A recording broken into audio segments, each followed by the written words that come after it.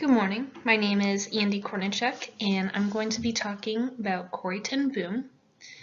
All right, let's get started. So, before the war, Corrie ten Boom was born April 15th, 1892 in Amsterdam, Netherlands. Corrie was the youngest out of three. Her father, Casper, became a watchmaker and set up shop just below their house. Corrie and her family were strong Christians with beliefs in the Dutch Reformed Church. Corrie and her family moved to Haarlem, where she lived with not only her family, but several aunts.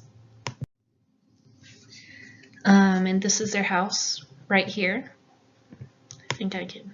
There we go. Boop. There it is. When Corrie was 17, she became a maid for a wealthy family in Zandvoort. She then returned home to care for her ill mother and aging aunts. This is an old picture of the beach in Zandvoort, taken around like 1930s, 40s. So that's pretty cool.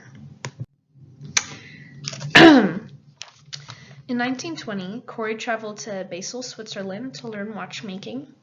Corrie later became the first female watchmaker in Haarlem, which is pretty cool. And I think Betsy is right here.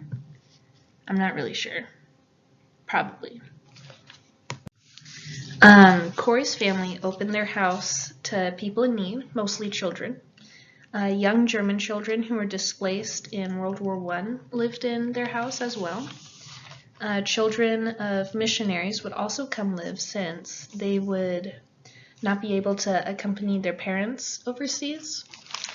So yeah, and these children would go on trains and travel to places.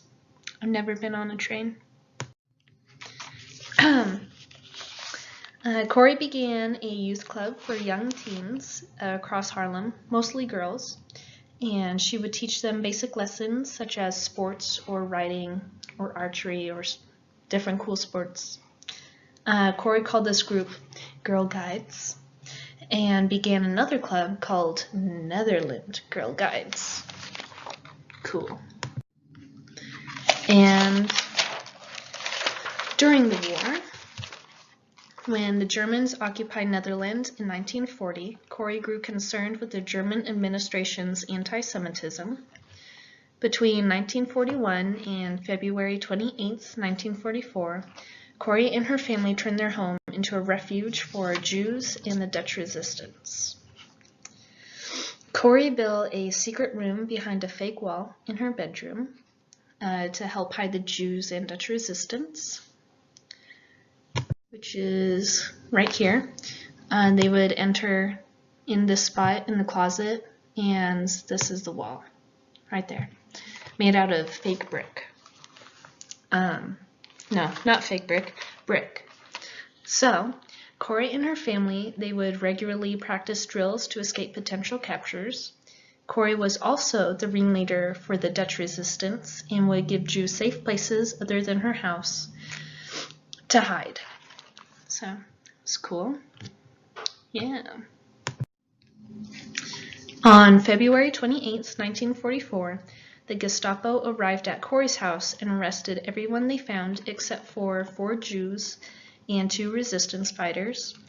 They were able to hide and escape in time before the Gestapo caught everyone. Corrie and her family were taken to prison in a place called Scheveningen. This place right here is actually the prison that they went to, Scheveningen. It's what it looks like today. After 3 months in prison, Corrie and her sister Betsy were sent to Ravensbrück, an all-female concentration camp. Corrie's father passed away while in prison, and Betsy passed away in Ravensbrück. However, Corrie, she was able to escape before her age group was taken to the gas chambers.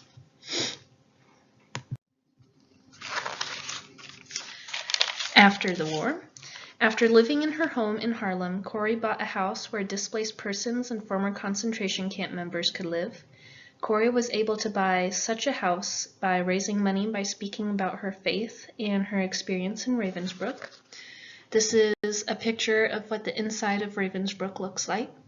So, It's different from other pictures that I've seen. And this is a picture of an artist's recreation of Betsy and her sister Corey reading the Bible. They're right there. So that's cool. In 1971, Corey wrote The Hiding Place, which was made into a movie. In 1967, Corey was recognized as Righteous Among the Nations, an award that goes to non-Jews who helped Jews during the Holocaust. And this is my works cited. Thank you, and good night.